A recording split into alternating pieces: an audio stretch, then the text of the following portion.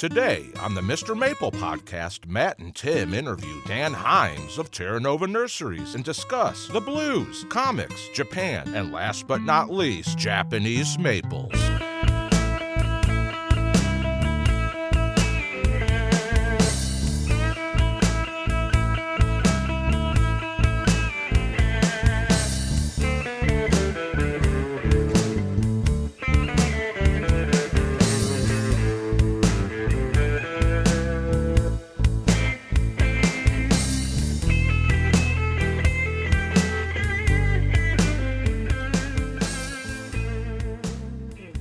Guys, welcome to the Mr. Maple Show. I'm Matt. We've got a great guest for you today. Hey guys, I'm Tim. You know, we really appreciate y'all listening. I mean, this podcast is such a fun way for us to share gardening, great way for us to catch up with some of our friends in the gardening and horticultural world. That's one of the best things about this is Tim and I already have these conversations, and instead of being in the car driving, we get to bring it to you guys, and it gives us a good excuse to check in with people too. So today we're going to be interviewing legendary nurseryman Dan Heims. He's famous for so many different plants, and you might not even know this, but he's a big Japanese maple geek as well. He travels to Japan. Terra Nova Nurseries is his nursery, and they are just an amazing nursery with a lot of cool plants. Super cutting edge stuff he does. Super cutting edge, next level stuff. And I'm so excited that we've got him on the phone today. Hey, Dan. Day 5 of COVID. Oh, no. How are you feeling? Congested, but I got on the Paxlovid, and I think that's helping. Oh, man. Well, prayers for a speedy recovery there. That's no fun. Pardon the cough every now and then. I appreciate you spending some time with us today. Hopefully it helps pass the time inside. Yeah, it's like being in a really nice jail. Yeah. So, Dan, you've been growing plants for years. What got you into gardening? Just a love of nature. You know, started in really grade school, Boy Scouts, getting out. Had about an acre behind our house, and it was a holly farm at one time. But beyond that, my friends and I would just discover there's just nature. There were streams around, and you know, it was back in the days where you left the home after lunch or something, and then when they called you again, it was nightfall. You know, just I miss those days. Explore and be free. It was great. How long did it take you to realize this is what you wanted to do for a living? Got into organic gardening in high school. Wow. So my first raised beds. We're going to talk about 1971. So I'd say I've got 50 years in horticulture, right? Wow. That's pretty impressive. Now, of those years, when did you get involved with having so many Japanese maples in your garden? We always had one. Always. And we had a lace leaf and a upright red. And it's funny, the Japanese aesthetic, I loved since I was a kid, and then it's carried into my adult life. We're going to Kyoto next year for a couple of weeks. Nice. Or this year, actually, this fall. Wow. And that'll be my third trip there. Love the country, love the people, love the art. And that all started with origami. Nice. I love Kyoto. And of course, Japanese maples are the number one tree out there. So you see entire forests of Japanese maples in the fall. It is stunning. And a lot of the papers that I used for the origami had Japanese maple motifs. Oh, very cool. I think one of the most shocking things about Kyoto is everywhere you're at in Japan, it's so close together. And then you get to Kyoto and everything's so spread out. It's like, you know, more pleasure gardens, these large romantic style gardens. I love that about Kyoto. Yeah. There's apparently 1,700 shrines, many of those with a garden. Mm-hmm. And we just watched there's a group called Japan 21. I don't know if you're familiar with them. I'm not. But it's an American group that is saving the skills and arts of Japan. And this one was on the gardens and what goes into them. And it's amazing.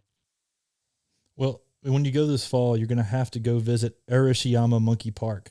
You can go up on top of a mountain and see an amazing view of Kyoto, and you can see monkeys and Japanese maples. I'm going to give you fair warning. That is a straight up hike as a big guy. Like I was huffing and puffing, and I was making those monkeys not so happy. The sign says, like, don't look into the monkeys' eyes. Don't take pictures of the monkeys. Don't smile at the monkeys.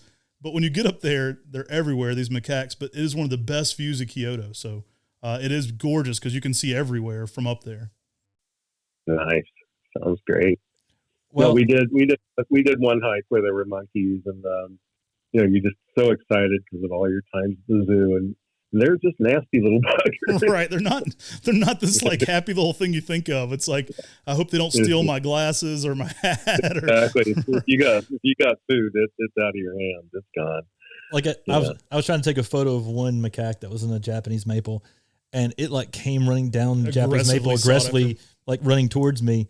And like one of the guys at the top who was like watching over the monkeys had to like run the monkey off because it was coming to try to attack me for taking a photo of it. So, Tim didn't follow the directions too well. But I mean, that's what you're supposed to do. Is you're supposed to go. Everyone's up there taking photos of the monkeys. I mean, that's what they're doing, and all the signs say, "Warning: monkey might get aggressive if you take photos of it." It's such a karate, Yeah. Oh, I love Kyoto though. Our dream. I would love to get back over there. One of the things we got to do. We were on a show called Nippon Ikitai, and we got to go to the Kyoto Botanical Gardens, and it was like perfect fall color. That place is magic too. There was a lot of really cool maples and ponds, and I just love Kyoto. My dream would be to get back as well. So. Yeah, and did you get to the big nurseries there, the Eat Maikishi? And not as much in Kyoto, more in Saitama. We knew more of the maple people in like Angio and Saitama.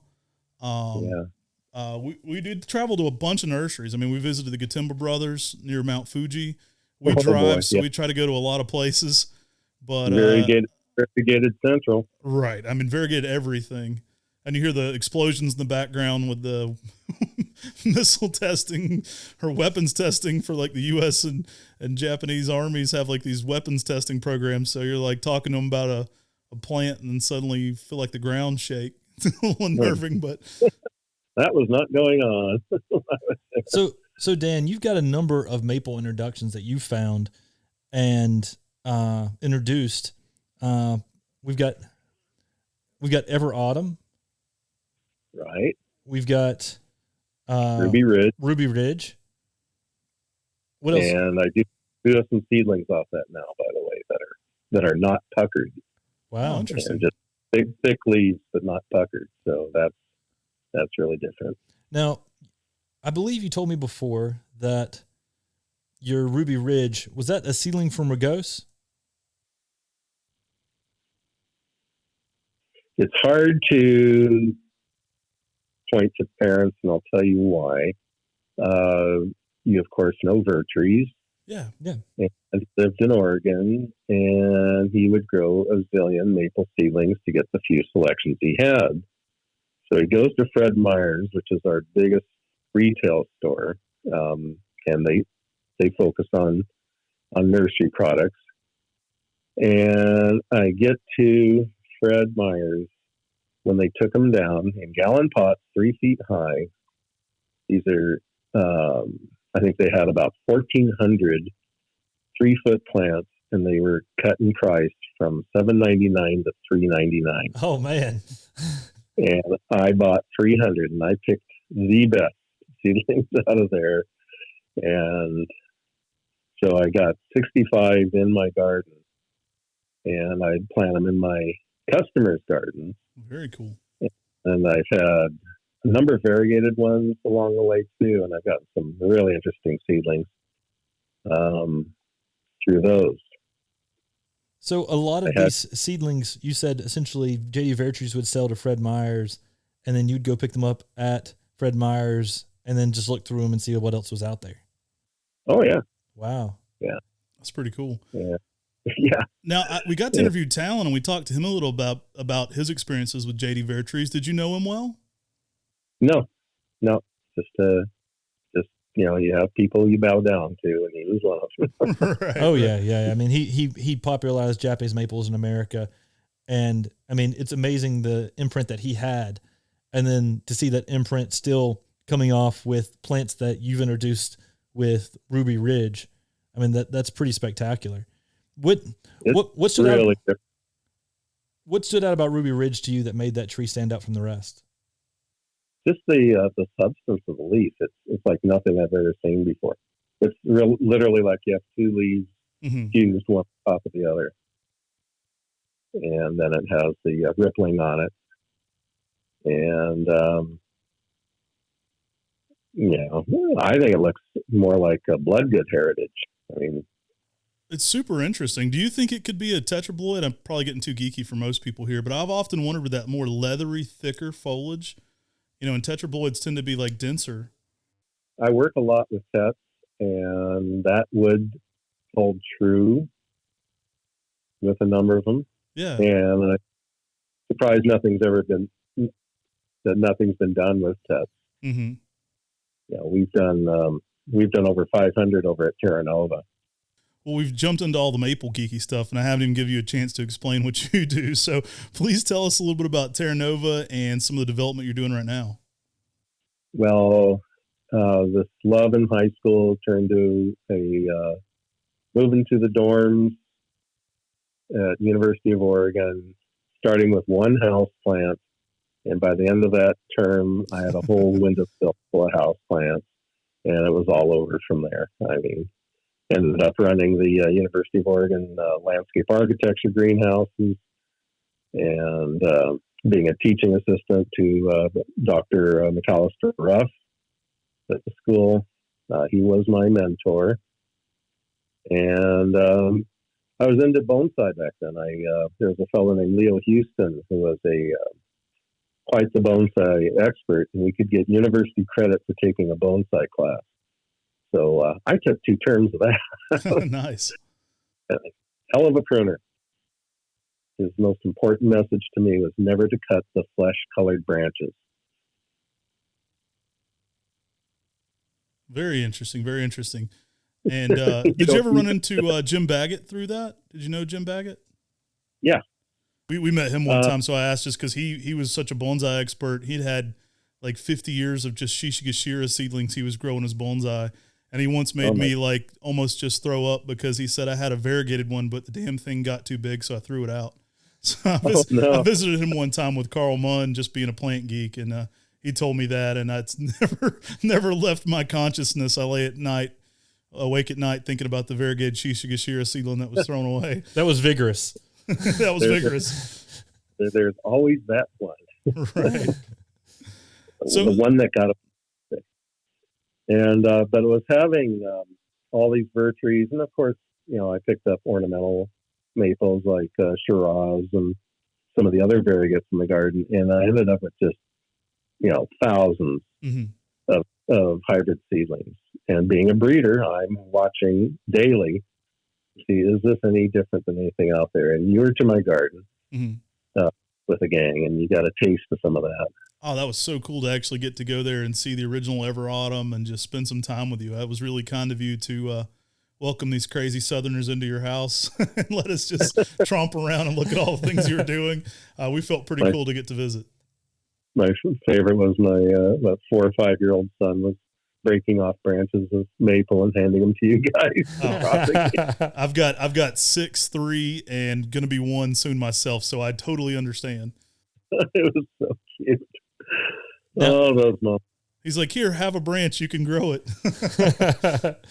Now, Ever Autumn, was that? I think I talked to this before. You thought the parentage might have been a Moriyama? Yeah, that's the leaf shape. It's you look at some of the gaps. That's what's characteristic of Moriyama is it has almost windows in the leaf. And was that another? Those. Was that another one of those seedlings that came from Fred Meyers? Yeah. Wow, that's pretty cool. That's really cool that came through the the Maplewood Gardens. It was crazy. We went and visited his nursery and saw the original nursery on our last trip with the Maple Society, the post 2019. Yeah, 2019. And it was amazing to go around and look through his gardens. But I mean, when I turned on to his road, it was Maplewood Drive, and that's the road I grew up on. We grew up on Maplewood Drive here, so we're like, oh, it's cool. We've kind of felt a kinship over that. Yeah. We were actually really grateful for that trip. The owner of the home at the time gave us several of Veritree's notes out of the basement. And so some of his notes when he was writing the first book that never kind of made it into the archives, they gave us a lot of that documentation. It was just handwritten notes about, could this be the same as this? And check this out, follow up on this one. And it was super cool for us as big plant geeks, you know, to kind of preserve a little bit of that. Yeah, no, I remember I was in Japan, and I got to see the original nursery where the waterfall, you can tell me the Japanese name, the waterfall maple. Oh, Ryusen at Kobayashi Momiji Inn, maybe? I got to go to that nursery and bought some, they had Japanese maple color sheets with the names on them. Oh my gosh, that place is such a dream. Yeah. And just to see that original maple, and there's just so much hoopla here about it. And everything starts somewhere. Somebody's got to have their eyes open. It's so cool when you go places like that. It's a 300-year-old nursery that introduced Tamukiyama in the 1700s. So it's kind of crazy that it's still around. And it's like, he showed us the grandson there when we were there too. And he said, I'm sorry if I misquote, but I think he said he'd either be like 28 or 29 if he takes over the nursery. Of generations in a row. Oh yeah. And, I talked with Barry Yinger a bit about the Kawaguchi area, which is where I collected a lot of plants. And a lot of it got plowed away for some big highway bypass. But this was a horticulture area. And he said there'd be nurseries, they'd be 50 by 100, and that was it. And it had been there for, like you said, hundreds of years. And all they would grow is Cyadopides. Oh my gosh, that sounds amazing. But they would have 10 varieties that nobody's ever seen. And, that's the kind of stuff that gets my heart going for sure. Yeah. We were trying to interview Barry, coincidentally. He's a good friend of ours too. He doesn't have good enough signal in Africa right now. We're going to try to catch him sometime on the podcast when Barry's somewhere with better signal. Yeah. No, Kelly Norris, who you might know. Mm-hmm. And Barry offered a trip to Thailand for plant geeks. Wow. And he said, if you want to do any sightseeing, you're not going to get it with me. All we're going to plants, more plants, and then we're going to go to some nurseries, and then we're going to go to a botanic garden, and then we're going to go to all these plant shows that are there this time of year, which is right around Christmas and all. And oh my God, I had the time of my life. Did the sightseeing before, and man, you talked about some plant crazy people there. That's how I'd rather travel. People are like, "Hey, my wife's like, you went to the UK. Did you go to this castle?" I'm like, "No, I went to this garden." I know. Did you go here? I'm like, "No, I spent all day at Kew." And she's like, "You're kidding me. You didn't go to Buckingham Palace?" I'm like, "No, I went to Friar Park and looked in at George Harrison's maple collection instead from the gate." Nerdy cool stuff like that. But so I know that you've made all these trips to Japan, and I know that you do so many really cool perennials and really awesome plants. Have you got the Rhodea bug like we do? Did you get into the Rhodea japonicas? Yeah, no, I'm fully aware. In fact, Omoto I visit nurseries, and that was all they had. Oh, cool. In Japan. And it was just in a very modern building. And I bought a couple, but that's all I could afford. I mean, they are outrageous. I mean, $400 or $500 for some of the really cool ones. And then they have the most beautiful pots you ever saw. And the pots are $300 to $400. Right. They're the traditional 3-legged ones. And that was very cool. I went around with Dr. Masato Yokoi, Wow. who was a professor of horticulture in Japan at Chiba University. I love his books. I know of him. I've never met him, but really big deal. I contributed a lot of the pictures for the book, so they were my friends, Mr. Hirose, and they gave me the most wild tour of Japan you ever saw, and everybody respected him so much. It was just, oh, sensei, what can I do for you? What can I give you? So it's fun when you go with those people who can open doors like that. It's that next level tour, right? And they're both gone, and I'm going to Japan this fall. So I have some other people I know there. Oh, I'm sure. Yeah. There's so much, and it's every time you go back, you find things you never got to see before. So I'm hoping to do more of that as well. We'll see. But last time it was snowing, and we convinced Taka Kobayashi to take us over to meet Mr. Akira Shibamichi. And Shibamichi-san was so nice to us, but it was snowing. And so, I mean, we were very limited to what we could do. We sat around and talked for a while in his house, but I mean, it was snow out on the ground covering all the plants. 5-6 inches of snow on the ground. Yeah. That's the wrong time to go, but yeah, it was like early November. It was really strange for them to have snow so early in November that year, but yeah, usually that's a good time to go see the color in Kyoto. It was interesting because the snow melted, and then we went to the Saitama Botanical Garden like that week and really enjoyed the fall color and had great pictures still, but it was like snow on top of leaves. It was weird. That was its own beauty. So you're really famous for a lot of very unique coral bells. Those plants have just really hit the market pretty hard as being a very unique plant for the landscape and garden. What drew you into them? Believe it or not, begonias. Yeah. I love Rex begonias. I didn't love how hard they used to be to grow. Now, they've improved over the last few years a lot through our breeding efforts.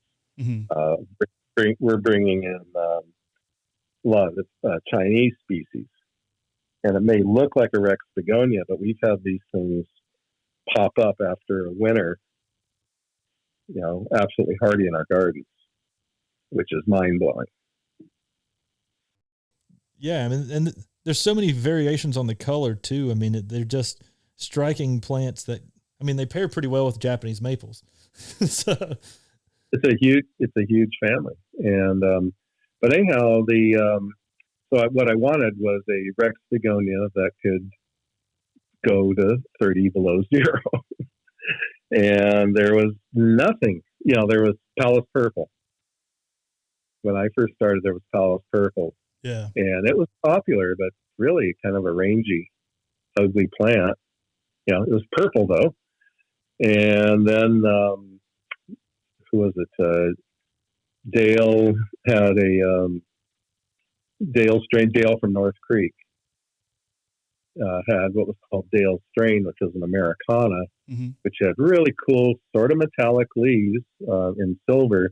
I said, well, let's mix the silvers and purples. And that was one of my first crosses, and it was beautiful. And it just all went up from there. I mean, we've got varieties this year that I would not even recognize. I mean, it'll blow your mind. I can't wait to see it. All I can say is stay tuned, because you said the magic words like a Japanese maple, and you just wait. This will maybe a year or two before you see this, but I have to be kind of quiet or they'll kill me. Oh, that's awesome! I can't wait to see them. You've changed the game. I mean, it's there's some amazing work there. I get excited. It turns the plant collector and plant hoarder side on in my brain, and I have to start collecting new things all the time because of you. Maybe we can swing by when we're out there. The North American Maple Society meeting is going to be on the West Coast this year, so Tim and I are planning a trip that way. You guys are very welcome. I just have to take you around.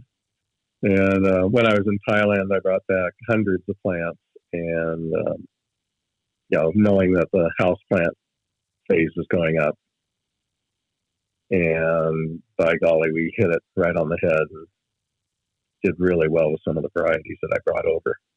Oh man, I can only imagine. I mean, that craze is, I don't see any end in sight. Honestly, I mean that's only growing in popularity. Well, I've already been through one massive plant crazy phase with, when I was in college. It was, it's when there used to be houseplant stores all over, just funky places. And I actually shared a house with a houseplant store called the Indoor in Eugene. And I had plants in the windows, and I'd be in my living room in my underwear, and the lady would walk in, and she'd go about halfway in and look around and say, "This isn't the plant store, is it?"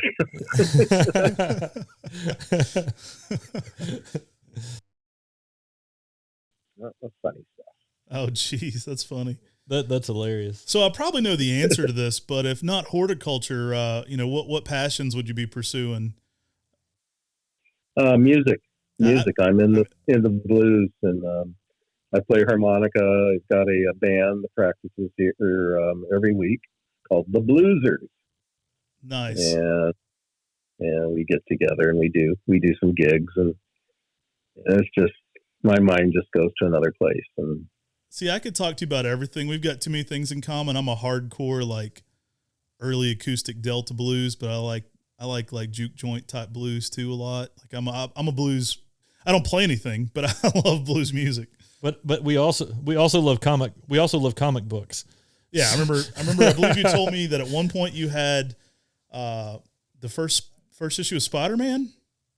Amazing Fantasy number 15, which I did end up selling. Wow. That was the first one. Bought it in Eugene at a place called Kubduga Bookstore for $3. If I had $13, I could have bought a mint one. that's like $500,000 now. Right. If you're a starving college student, that was the best I could do. I hate to ask, what did you sell it for? It was missing 4 pages, which was a bad deal. So I got like $1,800, but I'll take it. That's pretty good for missing 4 pages. Turn around for a college student. I mean, dang. Yeah, that's still incredible to say you had one in your possession, though. That's such a piece of history there for us too. We're big comic book guys. I remember Matt saw one of the very what was it, number 2 or number 3 of Superman sold in front of us at the flea market when we were kids. There may have been a number 1 in there. I followed some people around for a while trying to make offers, but it never. Like they kind of started realizing what they had in their hands, and they started closing up and getting gone. Like literally, people were pulling it out of the back of their car, and people started buying it immediately. And like before Matt could ever grab one, they had got like number 2, number 3, and like number 4. I ended up with like number 6. They give them to us in the order we were in line. Wow. And, yeah, it was pretty crazy. I was in Hawaii, and a lot of these kids that were soldiers would bring their stacks of comics, and they would end up at the flea markets in Hawaii. So here are all these Superman comics from the 1940s, and this whole box of them, and they were just totally peppered with these. They have these worms that go through and eat books, bookworms. I never knew what a bookworm was, but so they were just full of holes, which made them sort of worthless. But it was so cool to find them. We grafted a seedling from your place, and since we were such big comic geeks with you, I don't know if we've offered it many times, but we put Amazing Fantasy number 15 on it. There you go. So Dan, whenever it came to your business, I mean, it's been Terra Nova Nurseries has been famous for a number of years. I think you once were on Martha Stewart talking about your nursery. Is that right? Yeah. What was Martha like? Very businesslike. Not a warm and huggy. I saw her with her assistant. They were doing yoga right before the performance, and walking through her, she just has racks and racks of dresses in the hallways, and pictures of her when she was a model in New York, and I've got some pictures of her pictures. Let's put it that way. It's interesting. But my biggest honor was at the end of the performance. She had another friend of mine on her show, Jerry Fritz from Linden Hill, and Jerry. She goes over to Jerry. He's done some landscaping work for her too, and she says, "Jan really knows this stuff." And I go, the English have a word called chuffed. Have you ever heard that? Uh-oh. It's just really, really proud and smiley. I was chuffed. Well, now she's doing shows with Snoop Dogg, so if she has you back on, it may be more interesting. No, that's the cannabis angle. And no, I mean, you hear the stories and about her daughter and what was in the drying racks of the where they dried the flowers. Like a different kind of flower. So her daughter was industrious. But Well, that's the Snoop Dogg connection then.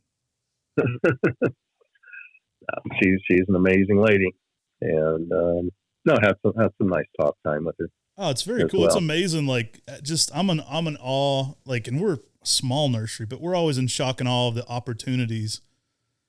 And I'm sure you are too. That this just opens up. I mean, just speak on that a little bit. Some of the cool things you've got to do as a nursery. I mean, from Martha Stewart, you're talking about going to Japan. It's like these are huge things that people dream about in their lives, and it's so cool. That some of these doors get opened up. That you get to do some of your things that are dreams for me too. Still. Well, Barry Yinger was totally fluent in Japanese. Mm-hmm. And back in the day, he was the only guy going there collecting plants. I mean, that was it. And frankly, he discouraged me from going. Says, you may come to a nursery, and if the guy doesn't like you, you may have tea with him, and if he doesn't like you, he'll just send you back out the door. I've heard that. And but fortunately, everybody liked me, and I brought them pretty color catalogs and gifts, and I did the right things, and you bring presents, and yeah, you look in this greenhouse. And some of these greenhouses I go to an American greenhouse, even a good one, and I might see one or two things that I'd never seen before. You just get baited after a certain point. And I'd go there, and there'd be 400 plants I'd never seen in my life. And Ted Stevens, you must know Ted. Oh, good friend of ours. We were going to go to Japan with Ted literally when COVID happened in 2020. We had all but booked tickets, and we called Ted and said, "Hey Ted, let's hold off to see how this lockdown thing goes before we purchase." And yeah, we still haven't been back with Ted, but that was our goal was to since we like to drive, and Ted knows a lot of good places. We were going to go with him and have a good time. Yeah. So maybe we can still make that happen one day. Ted's great. You just got to deal with all the parrots in the car, Yeah. No, I had a great time with Ted, and but he followed me, and a number of people did. I just said, "Screw it, I'm going," and I had my Yokoi connection, which was probably one of the best I could have possibly had. And I would say it's a pretty good one. We went from Aomori, which is the very tip top of Honshu. That's the island that Tokyo's on, all the way to toward the southern tip, past Hiroshima. Wow. And that's the area I would love to see. I've never been much further than the middle of Japan. I've only been twice, but I've never really been south. I've explored a lot, of the more maple regions, but I haven't gotten into the tropical stuff. And there's maples down south too, but I would love to get more into that. Did you see any of the rhododendron stenopilatum, like the spider azalea growing natively there in Honshu? Absolutely. Oh man, that's crazy. It was a picture of a hosta with a pyrus behind it, in front of these orange azaleas that were just stunning. And this is just in nature. Right. It was one of the things that blew my mind too. Like, it looks, I would say aesthetically, some of northern Japan looks a lot like where I'm from in the Blue Ridge Mountains, like, on the outside. But then when you walk into the forest, you're like, that's a stewardia, that's a katsura tree, those are Acer japonicums. Holy cow. Like, you just keep getting more and more like, oh my gosh, these are just here. Right. And what I got most out of that trip was, I'll use the example of a Regersia that I had, and it just kept getting smaller and smaller. And when I was in England, they were just huge, and I really wanted to grow it right. And here I find them growing wild in a stream. Oh, wow. Just a little tiny stream. And so they're just having wet roots all the time. I said, there's the secret. And I threw it in the wettest spot in my garden, and it just started going crazy. So, What plant was that? You learn a lot from nature. Which plant was that? The Rodgersia. Oh, okay. Yeah. That makes, wow. And to see hostas in the wild, and the stories of the hosta people. I mean, that's another whole sect. Yeah. Of collectors. It's interesting. We did the whole thing too, where you kind of sit down with the nurseryman, you have tea, and then you make sure you're accepted in, and then you get to have a tour. And sometimes if they really like you get the better tour, right? So it was funny. I wasn't much of a coffee drinker, but every time we went in for 18 days, people would say, "Hey, you're an American. You should have some coffee." Well, I came home and I was like itching for coffee. I guess it got me to be a daily coffee drinker going to Japan, and just because everybody said, "Well, you're an American, you'll want some coffee," and they were just being nice, so I just kept drinking it, being nice. And I come home, I'm like, I went and bought a coffee machine that week. I couldn't take it. I'm not going to sleep. This is cool. Right. No, I love it. I really, and I got into the green tea and the tradition of you go someplace and you know, America is so rushed. Right.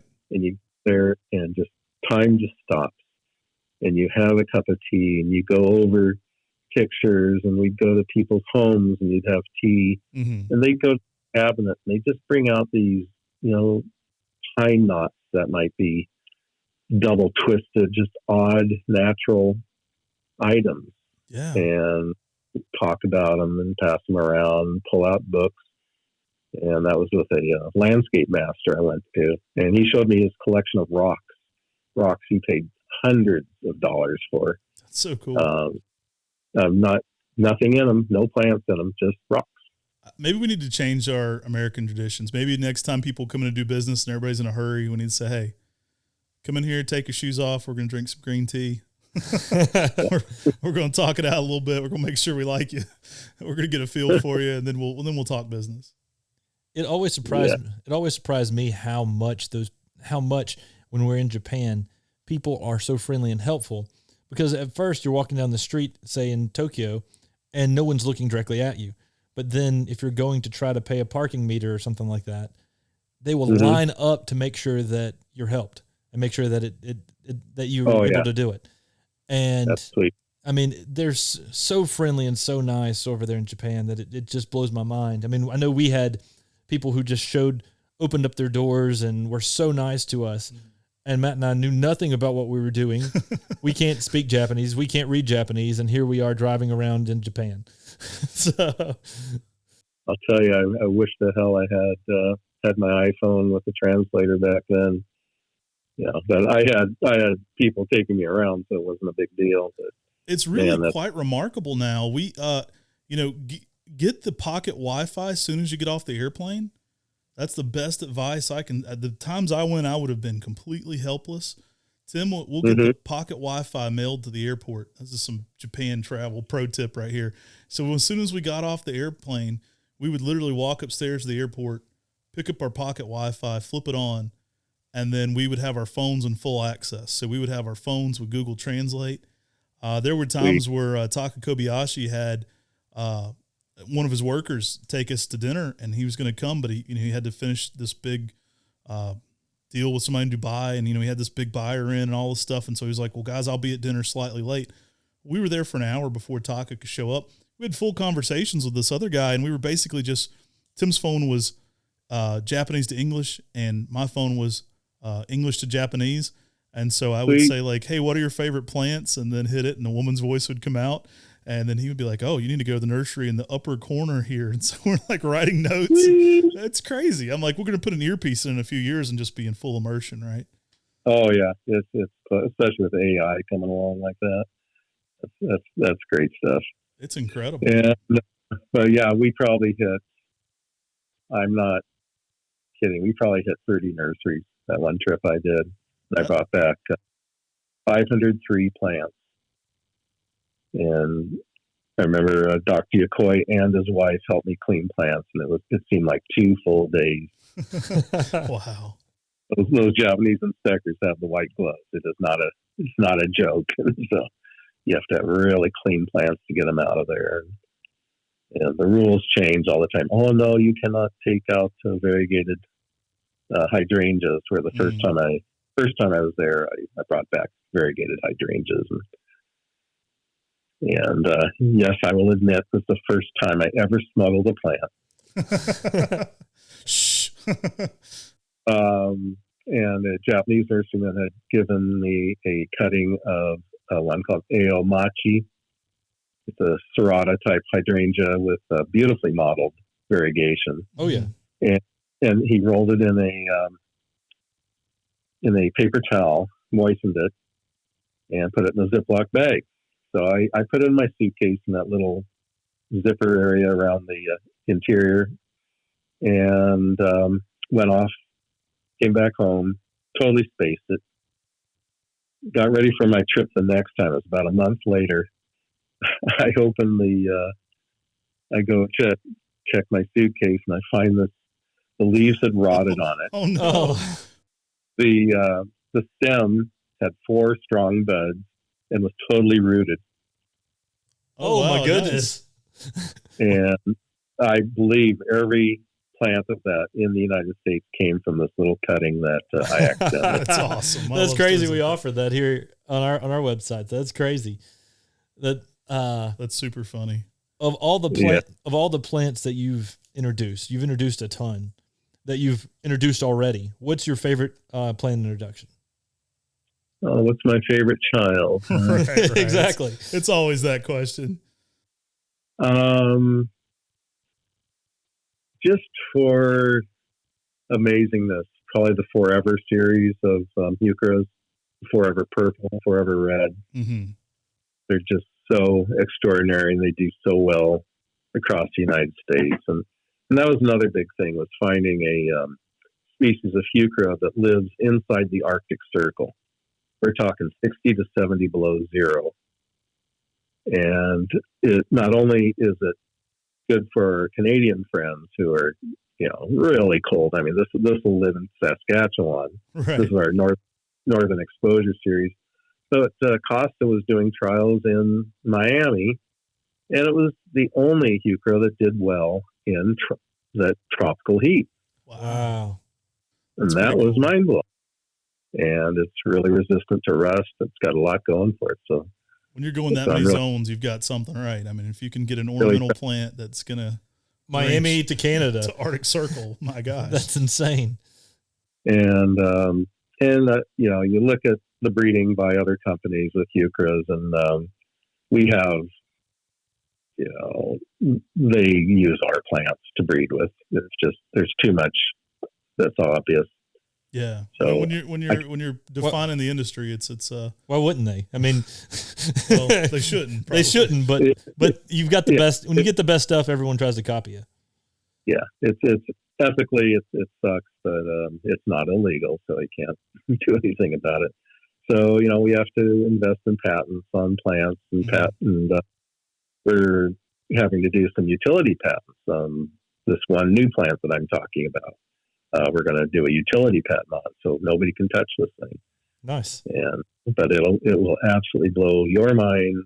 And stay tuned. Terra If you've already got me excited. You had me at like, this is going to be cool, Matt. So I like it. They wipe off the microphone. We need to get together and go to Japan. This sounds like we're missing out right now. I'm like, we need to plan a trip. Hell. We need to plan a trip. I actually talked to Ted not a month ago. Yeah. Yeah. And he was saying, yeah, we got to get something together. So hey, let's do it. I'll join you. Man, you talk about an all-star tour there. I'll just be taking notes the whole time listening to you guys. That sounds like a dream trip to me.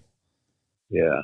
Well, being with the variegated kings of the world was a big thing. And of course, now the Gatemba guys, that's an interesting place, isn't it?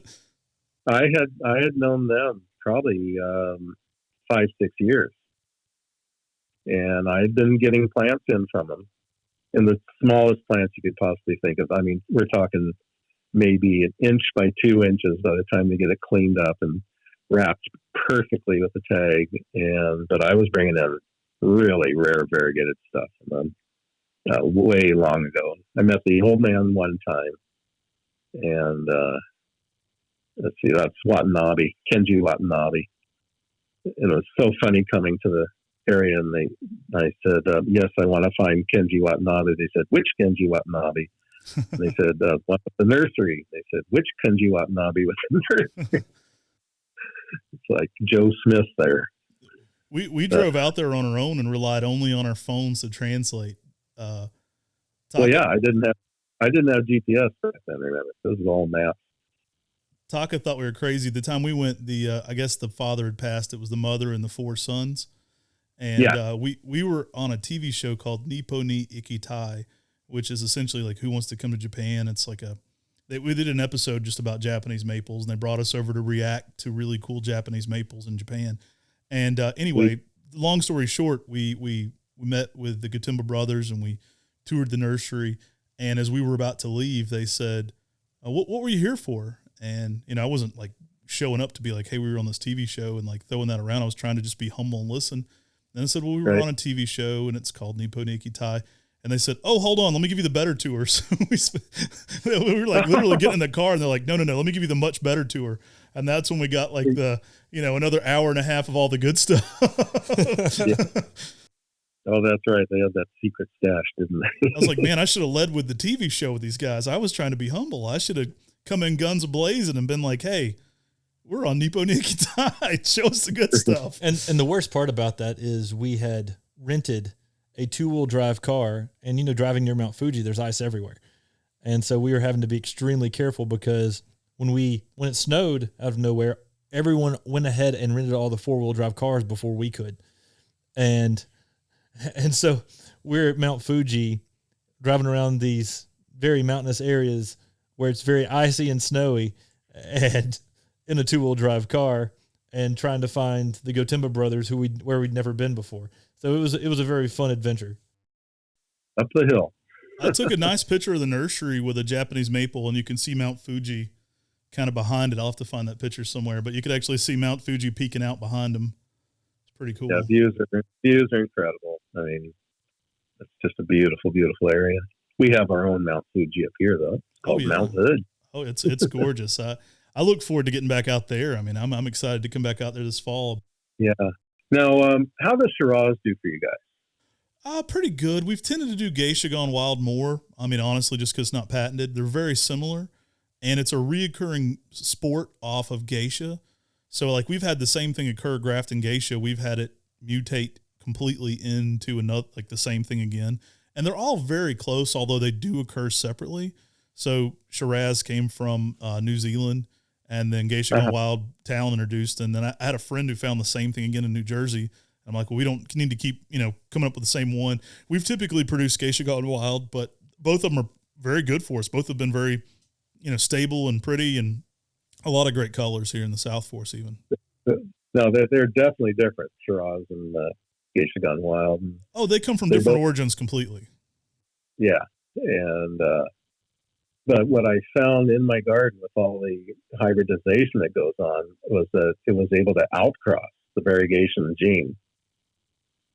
And so I'd end up with a number of variegated seedlings. Now, have you ever sowed seedlings from Shiraz? I've never had them get viable on that one. I've always looked through the seed. They always have like really nice seed going on, and then I plant. I never get anything from Shiraz to come up. Huh. Yeah, but it did outcross. Oh, interesting. Yeah, I've got pictures of my seedlings. Wow, we'll have to check that out. Count me in on that. That sounds amazing. Yeah. Has there ever been a variegated Shirastoanum? We've got one that's semi-variegated. You remember Del Lauk's nursery? Yeah. His grandson, Jonathan Savlich, sent me a seedling from to evaluate. He was actually in some legal trouble, and he sent me a couple seedlings to evaluate going forward, and I end up calling it Magic Moon. So that's one we have that has like, it's variegated, but more in like a swirling sense, but it's not like variegated like a Reno Nishiki. You know what I mean? Or like butterfly. It's variegated. It's a Reno with like a yellow, and to most people who aren't collectors, they'd think that the leaf was dying. I mean, because the leaf curls and goes yellow on the interior part of the leaf. It's more like swirling in it. Yeah, it's a collector plant for sure, but not many. I mean, Talon had Sonia Marie, and it doesn't stay variegated. I asked him to see the original, and he said there's no reason. The sports, it cleaned itself up. And then there's Acer Seboldianum Kumoynishki, which is a Seboldianum that's variegated, that has a leaf, similar to a Shirasawanum, but there's not been many Acer Shirasawanums themselves. Yeah, I don't know if there's like a true full moon type that's like fully, unless you count the Kumoynishki. I don't know. That'd probably be, and that's more Seboldianum than full moon. But yeah. Cool.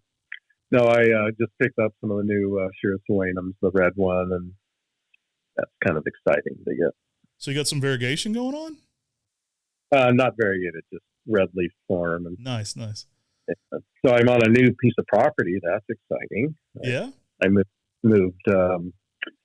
This is 0.59 acre I'm on right now, and I moved 1,300 plants, trees, and shrubs. Oh my gosh. And I've since added probably another 400. I'm in the nursery business. They at work they said, "Yeah, you want this flat of so and so?" I go, "I suppose." Wow. So I go out there with my power drill, and I dig 72 holes, and I have this massive a plant now. Man, that's amazing. It's fun to have that new area to landscape, I'm sure, and then kind of gives you something new to play with. Well, it was the first time in my life, and I love this, was that I get all the plants together, and I said, "Okay, do you know Melianthus major?" No, I'm not familiar with that. It's a honey bush, and has these intensely blue leaves, like Seboldiana blue, but they're kind of like a mountain ash, except much larger for the foliage. And I said, I always wanted to pair this with this Choisia Sundance. And I was able to. Yeah, that sounds amazing. I like, because you're always buying this and buying that. You just add it to this, add it to that. But to have that choice of, making your combinations and having 50 years experience. So this garden's coming along. And I put in a koi pond, really into the koi now. We've got 9 monsters in there. Did you move your bronze lanterns? Did you keep that? Which one? You had a Sengukaku seedling that had a bronze spring color. I think did you guys get some cuttings? We'd gotten cuttings, but none of the grafts took, on unfortunately. I think we were wow. I think they might have dried out before we got back that time. Yeah, no, I know which seedling it was. I don't think so. I think it's still in that. You'd have to ask the person. I'm sure they'd share it with you. We'll have to go knock on their door some winter and get some cuttings. Yeah. Pay them a visit. I have the address. We've been known to knock on doors and beg for cuttings before. It wouldn't be our first time introducing ourselves. Like, who are these weirdos? No, our Japanese Japanese Garden Society, the ones who funded and saw that worked with a designer named Kurisu to design the Japanese gardens here, went door to door and said, "Would you like $10,000 worth of tax credit? Could we have this maple?" Wow. So they got, I think, 60, 70 trees that way. Just beautiful specimens. They do move. That's one of the great things about Jap maples. Yeah, I always tell people it's the right time of year, catching them when they're out of leaf. A little bit of preparation and it goes a long way in making a better decision. Pretty easy, but it can be done. It can be done in leaf, but it's so much easier when they're out of leaf and doing it the right way. I'm even thinking of doing it in leaf. So that would hurt my soul to see it all wilted. Right. I have a question for you guys. I am wondering what the future of Japanese maples is. I'm talking, there's always going to be this collector's market. Always. And you guys are doing such a great job filling that in. But the big boys like Monrovia, are they getting into new territory? I know Isley, for example, a whole bunch of the Pseudocibolianum, Palmatum and Japonicum crosses that they're introducing so that people in zone 6 can grow Japanese maples. And I think maybe into zone 5. I don't know if it's protected. But those are new, and I just saw those got a couple of weeks ago. So they're coming along. Yeah, it's interesting. I mean, I can't always speak to those guys. We're fairly niche. I mean, we're zone 6B here. And I think a lot of the pseudo-Seaboldianum work is even pushing down into zone 4 now, by getting some of those hybrids, so they can even go a little further. But I think that's kind of the crux of it is what, we're superhero geeks, right? So we talk about what can we do to give Japanese maple superpowers. And so I don't really know what the big guys are doing, but for me, I'm always looking at how we can improve the heat tolerance and the cold tolerance to get into even more zones. We want to hit that Arctic Circle in Miami as well, right? I don't know that we'll find the same maple that can do both, but we want to have a maple for either. And there's tons of maples out there. Like we've got a variety called Hot Blonde, it's an oliveranum hybrid, and it's unusual because it can handle extreme heats, and it loves the sun. It prefers the sunlight. And so when we take it down in the heat of the deep south, it wants to be growing in full sun, which is very unusual. And it gives you all the same characteristics you're looking for with the Japanese maple, with yellow color and then good red fall color, orange red fall color. And so that takes it more breeding work with any of the species that are going to increase them. Yeah. And I think where the future is finding the trees that will bring Japanese maples to that zone 4, and finding Japanese maples that'll bring it to, or things that look like Japanese maples down to those hotter zones, because there's so many species in section palmata that are closely related that have, like Matt said, for a common term, a superpower. There's evergreen things in section palmata. There are things that are almost frost proof in section palmata. Oh yeah. And Vietnam had some of those evergreen acers I saw that were cool. I think it's interesting. I mean, I think there's hybrids that can occur that can bring some of the ornamental traits that palmatum has into some of these other species, similar to what they're doing with pseudo-Seaboldianum, but I think it can go much further than that, honestly. We were actually given a nurseryman's collection of pseudo-Seaboldianum hybrids that he had been developing before he retires, and we will be putting those out in the near future too. So we'll have a series of Acer pseudo-Seaboldianum ex-palmatums that are red palmatums, red upright palmatums.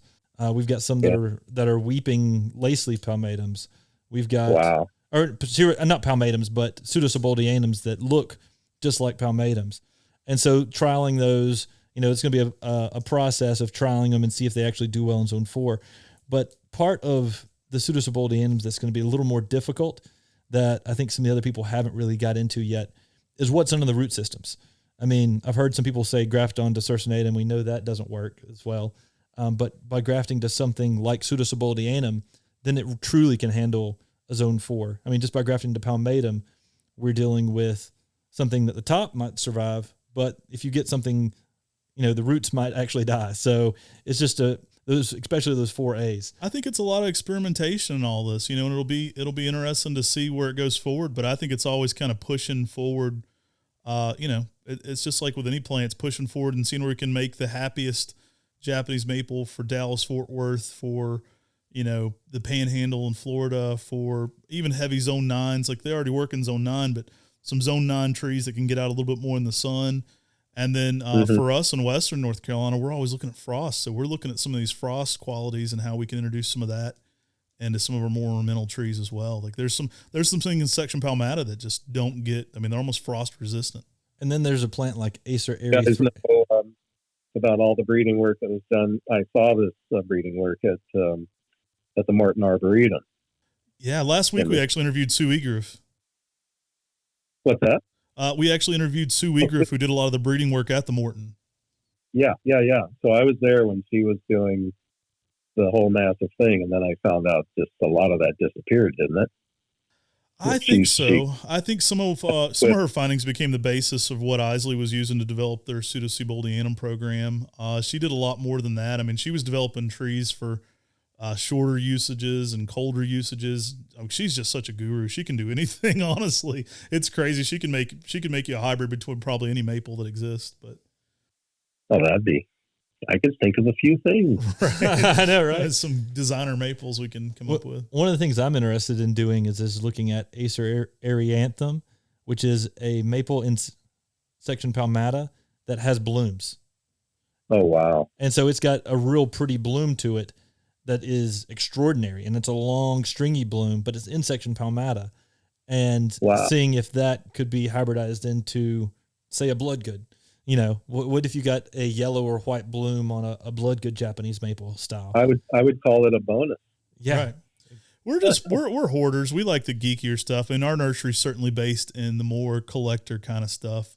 We live on the fringes. We do stuff that you'll find in big stores, but we kind of do the weirder stuff. So for us, it's always kind of chasing the rare, weird. You know, it might not be 1,000 of it, but there might be like 100 of it in the market, kind of stuff. I think people are going to start taking these pseudosubuldianums, and when they're growing in these colder zones, and you've got one that's proven to be growing in a 4B, then we're going to find, you know, after we find the red upright, then there's going to be a Bud Sport Witch's Broom on it that's going to be more like a Twombly's. And then you're going to start finding more and more of these characteristics that are like palmatums, but really expanding the garden range for all the ornamental characteristics you see in Japanese maples in zone 4 and in these hotter zones where you wouldn't think a maple would grow.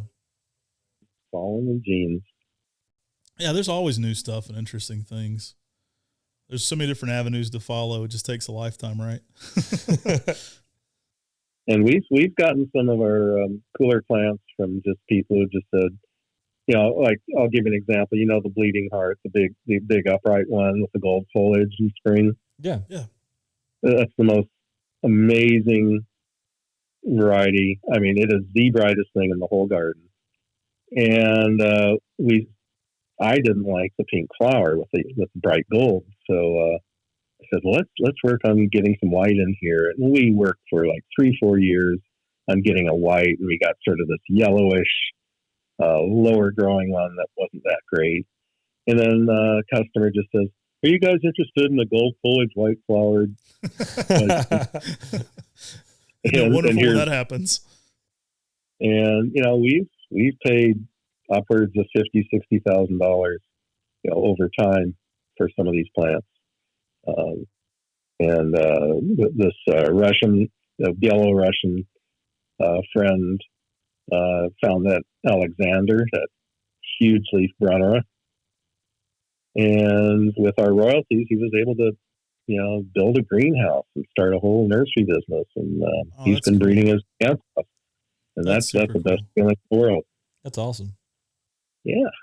Well, Dan, what's the best way for some of our followers to follow you? They probably already know of you, but do you want to give them any social medias or ways they can check out some of your stuff?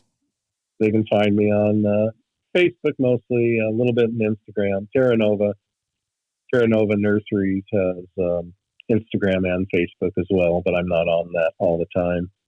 And but they can find me on Facebook, and if you love plants, I love you. That sounds great. You can also probably check out his band locally there sometime too if you're in the area. That sounds pretty good to me. I need to come see a blues band. I know a few times Matt and I were in Oregon, not too far from you, and we'd hear a blues band playing inside of a bar, and we'd peek our head in to see if you make were sure it wasn't you. Heard some harmonica. I'm like, well, let's make sure it's in Dan real quick. Oh, there you go. You guys are very welcome, and let's talk about doing a Japan trip, because I'm in. That sounds like a dream to me. I want to go on the Dan Heims, and also with our friends from Caroliniana Nursery, Ted Stevens. That would be the dream trip for me right there. That would be pretty awesome. And when you go, do you normally drive? Yeah. Well, I don't personally drive, but it was actually Dr. Yokoi. I mean, this guy, he was in his early 80s, and he'd be going into Tokyo. This is the last trip I did, so GPS was out there. I mean, they had it, I think, before we did. And you'd go to Tokyo, and there'd be 6 levels. Oh, yeah. And, you go down level 3 and there'd be some sort of little ramp, and it's just like 6 cities layered on top of each other. It turns into a total video game. The problem is when the GPS goes out and then you can't read any of the signs. That was our problem. We got too low underground for the GPS, and then we just had to drive until it woke up. I did a lot of trains and Shinkansen. Yeah. The bullet trains were really handy, and one of them brought us right to this nursery called Wacko Nursery, WAKO. And you just get off the train, and here's the nursery within a block, and that was really can't beat that. Really cool. No. Well, we'll have to talk some more because we drive. Like Matt and I actually drive over there. And okay, decently successful until you get into the video game that is those underground tabs. But here's the thing: when it does that, we just have to talk ahead and plan out where we're going, so I can avoid it. Yeah, so I can get longitude and latitude of everywhere we're going. I mean, to me, that's the key. But we do have a commercial relationship with a Japanese nursery called Jardine, and so that's another connection we have there. Very cool. I was like, why doesn't our GPS work this way? You just put in people's phone number and it takes you to there. I'm like, why doesn't our GPS work this way? This is great. Well, that's what I liked about going in England. That you put in their area code, and it's their house. Makes a lot of sense. Hey, yeah. Dan, I want to thank you so much for being on here today. Prayers for a speedy recovery for your COVID, man. I hope you're feeling great soon. Sounds like you're on the mend a little bit, but just hopefully everything goes great there. Best of wishes there. And we just really appreciate you, especially on a day where you might not be feeling your best, taking some time to talk to us. You got it, guys. Hey, thanks so much. Good work. All right. Bye now. Take care. Wow. I think that was a great interview with nurseryman Dan Heims. He's really influential guy in so many different aspects of gardening. I mean, he's touches so many different, I doubt people even know how much he is into Japanese maples. It's one of the reasons we want to have him on. He's certainly known for so many other plants, but I doubt people even recognize his contributions to the maple world. What about him saying he had seedlings from Shiraz? I mean, that's crazy. And he's got all these cool introductions he's introduced from Ruby Ridge, Ever Autumn. I mean, he loves plants. He travels to Japan. I mean, it was so cool to hear about a lot of his relationships he's developed with a lot of the Japanese people and possibly even a future Japanese trip with us. Hey, that would be a dream trip for me. So we got to make that happen. Guys, if you haven't already, make sure to give our podcast 5 stars on your favorite podcast platform. And remember, these videos air on our YouTube in their full video format every single Sunday at 8 p.m. Eastern on the Mr. Maple Show YouTube channel. You can check that out if you want to check out the video of this content. But make sure to sub us on some of your podcasts, too. The podcasts are actually outperforming our YouTube channel. I mean, our YouTube channel's been around longer, but you guys are really subbing on the podcast, and I greatly appreciate it. Tim and I, we don't get to do this without you guys, so we greatly appreciate you tuning in. Thank you all so much. Again, if it wasn't for y'all, we wouldn't be able to do this. And remember to shop on MrMaple.com. We're a mail order business. We ship directly to your door, and we do over 1,000 varieties of Japanese maples, adding at least 10 new trees every single Tuesday at 10 a.m. Eastern Standard Time. You'll want to check that out. Take care. God bless. Have a great day.